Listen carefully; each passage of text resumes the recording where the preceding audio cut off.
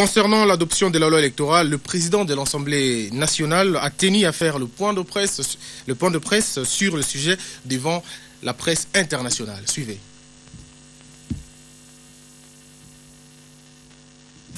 Nous avons tenu à vous rencontrer ce soir dans mon bureau, le bureau du président de l'Assemblée nationale de la République démocratique du Congo, pour échanger un tout petit peu concernant le dossier de l'heure, à savoir l'adoption demain par les deux chambres de la loi portant modification de notre loi dite électorale.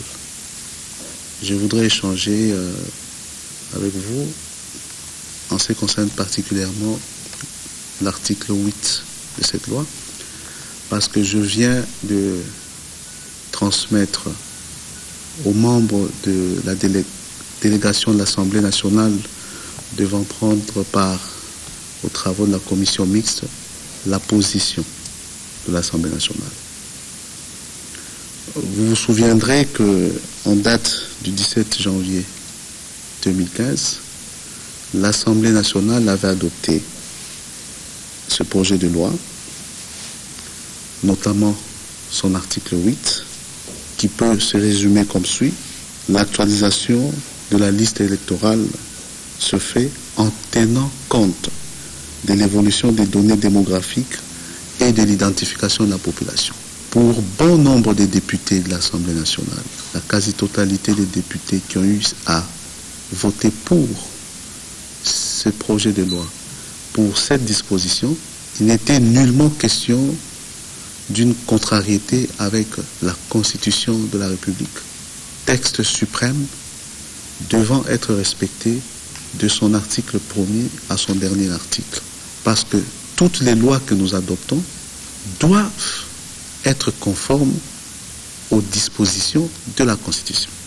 Il s'avère malheureusement que le souverain primaire qui a eu à désigner les élus, parce que les élus directs du peuple congolais, c'est d'abord le président de la République, ensuite les députés nationaux et après les députés provinciaux. Ce souverain primaire a réagi dans la ville de Kinshasa. Il y a eu des manifestations et donc un élu direct doit tenir compte des avis du souverain primaire. Je ne parle pas des bandits qui ont saccagé les symboles de l'État dans la rue, mais je parle du souverain primaire, à savoir le peuple. Compte tenu du fait que la chambre sœur du Sénat, c'est-à-dire le Sénat, a cru bon d'améliorer le texte de l'Assemblée nationale, c'est le sens même de la navette Assemblée-Sénat ou Sénat-Assemblée, et du fait que pendant les travaux de la commission paritaire, le débat risque d'être laborieux, nous ajouterons inutilement, parce que faire un rappel à la Constitution dans une loi, c'est en réalité surabondant ou superfétatoire. J'ai, en ma qualité de président de l'Assemblée nationale, après avoir consulté les présidents des groupes parlementaires de la majorité et d'autres instances, ainsi que échanger avec certains milieux de la société civile, j'ai décidé, avec le bureau de l'Assemblée, d'instruire notre délégation pour que l'alinéa dont question soit purement et simplement retiré de la loi. Telle était la demande de quelques élus, mais sur le plan de la procédure législative, on ne pouvait pas retirer une disposition à ce moment-là. Telle était la demande de certains, ceux qui ont réellement revendiqué sur le plan démocratique, ceux qui n'ont pas mené des actions de pillage à des fins inavouées. Je disais, nous avons répondu à leurs attentes afin qu'il y ait sérénité. C'est ce que nous avions voulu dès le départ au niveau de l'Assemblée nationale. Nous avons répondu à leurs attentes parce que dès le départ, il n'était nullement question de contourner la Constitution. Et le retrait de cet alinéa signifie notamment ce qui suit. Toutes les dispositions de la Constitution de la République notamment celles concernant les délais d'organisation des différentes échéances, celles concernant la nécessité d'identifier les nationaux, etc. Je dis bien toutes les dispositions de la Constitution doivent être respectées par toutes les institutions de la République. Voilà le point de vue que l'Assemblée nationale défendra, parce que les élus directs du peuple ne peuvent que être en parfaite harmonie avec le peuple en toutes circonstances. Je voudrais aussi... Pour plus d'éclairage sur ce sujet, je reçois sur ce plateau Gilles Kidinda. Vous êtes coordonnateur du groupe L'Avenir et vous avez assisté à la conférence de presse et vous avez suivi de près les séances au Sénat. Selon vous, Gilles Kidinda, dites-nous pourquoi le retrait de l'alinéa 3 de cet article 8 qui pose problème? On vient de l'entendre par le président de l'Assemblée nationale, Aubin Minakou.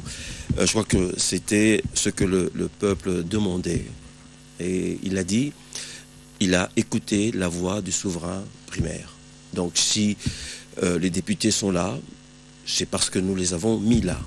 Et à partir du moment où le peuple voulait du retrait de cet alinéa 3, le président de l'Assemblée nationale a eu raison d'aller dans le sens de la population et retirer cet alinéa. Il a dit, pourquoi est-ce qu'il a retiré? Parce que il y avait un débat conceptuel qui était tout à fait, pour moi, inexplicable. Et à partir du moment où on ne comprenait pas, où il y avait un flou dans la population, les choses n'étaient pas bien comprises, il ne faut pas insister. Hein, et donc c'était la voix qu'il fallait absolument entendre et retirer cela. Et donc voilà. Est-ce que vous pensez que c'est un soulagement du peuple ou une suite logique des choses? Absolument. Je crois que là, le peuple, si on finit, le peuple a gagné. La voix du peuple a été entendue. Donc le peuple a gagné. C'est un soulagement. C'est un soulagement parce que c'était un débat. On peut regretter ce débat parce que les uns en ont profité pour parler du glissement du calendrier électoral. D'autres ne s'expliquaient pas très bien sur ce sujet, si bien que alors, je le dis, j'avais depuis un moment donné décidé de ne pas faire des analyses sur ce qui se passe dans notre pays sur le plan politique, mais là je parle parce que j'ai vu effectivement qu'il y avait le feu dans la maison. Il fallait absolument prendre la parole pour expliquer certaines choses. Dans cette loi, quand je lisais l'amendement proposé au sujet de cet alinéa 3 de l'article 8, quand je lisais l'amendement, le vote en tout cas de l'Assemblée nationale, et je lis ce que le Sénat a dit, je ne voyais pas où se trouvait le glissement. Mais à partir du moment où je ne voyais pas non plus où était le mot recensement. Vous voyez, dans la version votée par l'Assemblée nationale, nulle part on parle dans cet article du mot recensement. Or, dans le débat qui est dans nos cités, on a entendu parler du recensement, qu'on voulait faire du recensement une condition pour la tenue des élections, mais nullement à l'Assemblée nationale, dans le vote, dans le texte que nous avons, on a parlé du recensement. On parlait des données démographiques et de l'identification de la population. L'identification de la population, c'est pour savoir qui est congolais, qui ne l'est pas. Je crois que tous les pays le font. Donc il y a eu dans le débat, au sein de l'opinion, beaucoup d'incompréhension. Et donc, je crois que le peuple, à partir du moment où le peuple ne comprenait pas, il ne faut pas passer en force. Et vraiment, le peuple a gagné et il fallait écouter le peuple et retirer purement et simplement cet alinéa. Et nous nous en félicitons. Est-ce que les pires est parti? Qu'est-ce que le peuple doit comprendre? Quelle est la suite des événements? Le peuple doit comprendre, et le président Aubin Minakou vient de le dire, le peuple doit comprendre que toutes les élections se tiendront dans les délais. C'est-à-dire, il faut dire les choses clairement, l'élection présidentielle aura bel et bien lieu en 2016 et dans le délai. Voilà ce que le peuple doit comprendre. Voilà ce que le président Aubin Minakou a dit. Voilà ce que le président Aubin Minakou a même répété lorsqu'après cette conférence de presse, il a répondu à nos questions. Donc, l'élection présidentielle sera bel et bien organisée dans les délais constitutionnels. C'est-à-dire, pour nous, en 2016. Et on voterait un autre président. On voterait pour un autre président en 2016. Il n'y a même pas, c'est clair, en 2016, on organise des nouvelles élections, on vote pour un nouveau président. Mais il faut dire que d'aucuns redoutent une possible dissolution du Parlement au cas où les contradictions persistent. Il n'y a pas de contradiction, c'est pour ça. Alors, on l'a peut-être pas suffisamment dit ici, depuis qu'on a commencé cette interview. Il faut dire que Il y avait hier, jusqu'au petit matin, une commission mixte paritaire qui s'est réunie, c'est-à-dire que il y avait une délégation de l'Assemblée nationale qui a donc siégé avec une délégation du Sénat pour essayer d'harmoniser les différences de versions qu'on a notées, notamment sur cet article-là, 8 alinéa 3. Et donc, ces parlementaires ont siégé jusqu'à très tard pour harmoniser leur position et donc a abouti à quelque chose qui est clair. On sait déjà qu'ils vont faire leur rapport. Le rapport est fait. Dans ce rapport, effectivement, on parle du retrait de l'alinéa 3 de l'article 8. Donc, c'est ce que, en ce moment, les députés, les députés et les sénateurs, se dirigent vers l'Assemblée nationale pour aller voter ce rapport en question. Donc tout à l'heure, la plénière se réunit pour voter ce qu'il y a dans le rapport. Et c'est là qu'officiellement, nous entendrons le retrait de cet article 3, alinéa 3, être prononcé. Voilà, mais il y a aussi l'article 237 ter qui pose un problème finalement. Est-ce que ce n'est pas une provocation à l'égard des sénateurs? Parce qu'il faudrait parler que ça rapporte quand même des innovations terribles. Quel est le contenu de cet article? Les sénateurs ont tort de penser que c'est une attaque contre les sénateurs. Il n'y a pas que les sénateurs qui sont visés dans cet article 237 ter. De quoi s'agit-il dans cet article?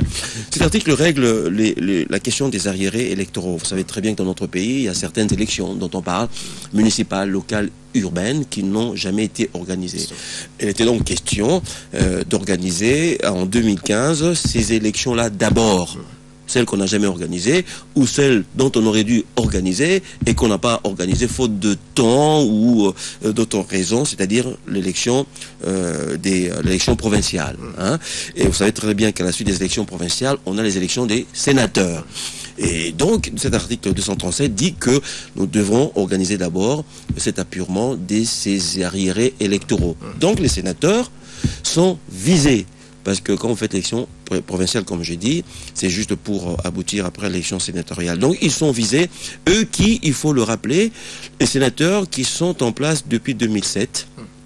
Et le mandat des sénateurs, dans notre constitution, puisqu'on parle beaucoup de délai constitutionnel, mais dans notre constitution, le mandat des sénateurs est de 5 ans. Donc, depuis 2007, les sénateurs actuels qui sont en place auraient dû quitter le Sénat en 2012. Or, vous avez remarqué que ces sénateurs, les mêmes, depuis 2007, sont en place. De 2012, 2013, 2014, sont toujours en place. Donc, l'article 237 dit simplement qu'on organise en 2015 l'élection, votre élection, l'élection provinciale, pour qu'on change cette chambre haute qui aurait dû être changée depuis 2012 pour respecter les délais constitutionnels. Voilà de quoi il s'agit. Donc, il n'y a pas de quoi fouetter un chat, c'est bien. On veut rentrer dans les délais. Puisqu'il s'agit de respecter les délais, on veut respecter les délais pour ce qui concerne toutes les élections, même celles qui concernent les sénateurs. Alors, vous pensez comme les autres que c'est une décision salutaire?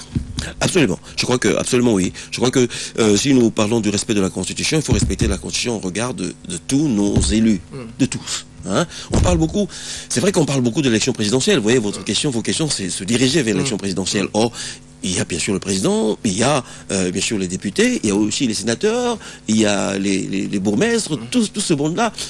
Nous voulons construire cette démocratie à la base et il faut donc passer par les élections. Donc ça n'a en rien d'une attaque contre les sénateurs, au contraire, ça clarifie le débat pour que tout le monde retourne auprès des respirer la démocratie. Absolument. Alors, Gilles Kidinda, que dire de la marche qui va s'organiser demain? Parce que le cardinal Moussengo, pour le citer, a appelé une marche pour protester contre la décision de la fermeture de sa chaîne. Et les rues de Kinshasa peuvent être demain remplies de manifestants. Pensez-vous que c'est une bonne solution? Je n'ai pas entendu cette version des choses. Justement. Je n'ai pas entendu ça. J'ai entendu comme ça qu'il y avait quelques personnes qui appelaient à la marche, mais c'était expliqué par la loi électorale qui était à l'Assemblée, qui était au Parlement, qui était en commission mixte. C'était ça qui poussait les gens à penser que l'Assemblée nationale peut-être rejetterait la version votée par le Sénat. Et aussi, il faut le regretter dans l'opinion, il y a beaucoup de malentendus, il y a beaucoup d'idées fausses qui sont circulées. Hein. Quand vous prenez votre micro, vous faites un micro-baladeur, même si vous allez auprès des universitaires, quand vous posez la question sur les raisons pour lesquelles les gens veulent marcher demain, ou ont entendu marcher demain, on vous parle plutôt de la loi électorale, d'autres parlent de la révision de la Constitution, faussement, hein, alors qu'il n'est jamais question d'une révision constitutionnelle quelconque. Et donc j'ai plutôt entendu, moi, qu'on allait marcher pour que l'article 3, l'alinéa 3 de l'article 8 soit plutôt maintenu tel que voté par le Sénat, c'est-à-dire clairement imposer un délai pour l'organisation de recensement, de l'identification de la population. C'est ce que j'ai entendu. Or, cet alinéa 3 de l'article 8, comme nous l'avons dit tout à l'heure, est retiré. Donc, pour moi, il n'y a plus de raison de manifester. Hein, donc parce que le peuple a été entendu par l'Assemblée nationale, bien entendu, et que cette Assemblée nationale, ce Parlement a reculé pour faire droit à la volonté du peuple, c'est-à-dire qu'il y aura plus comme préalable à l'organisation de toute élection le recensement, et que l'élection présidentielle va se tenir en 2016, ça a été dit et redit, ça va encore être redit tout à l'heure à l'Assemblée nationale. Donc à partir de ce moment-là, il n'y a plus aucune raison de pousser les gens à la rue. Je crois que c'est un appel que moi je fais parce que je suis un citoyen patriote. Je crois que demain, nous devrions tous plutôt vaquer à nos occupations. Nos enfants sont restés trop longtemps à la maison. Et vous savez très bien le niveau de notre éducation, de notre enseignement. Je crois que quand on perd des jours comme ça pour nos enfants, c'est des jours qui ne sont jamais rattrapés. Donc il faut éviter de penser à soi. C'est un débat des politiques pour moi.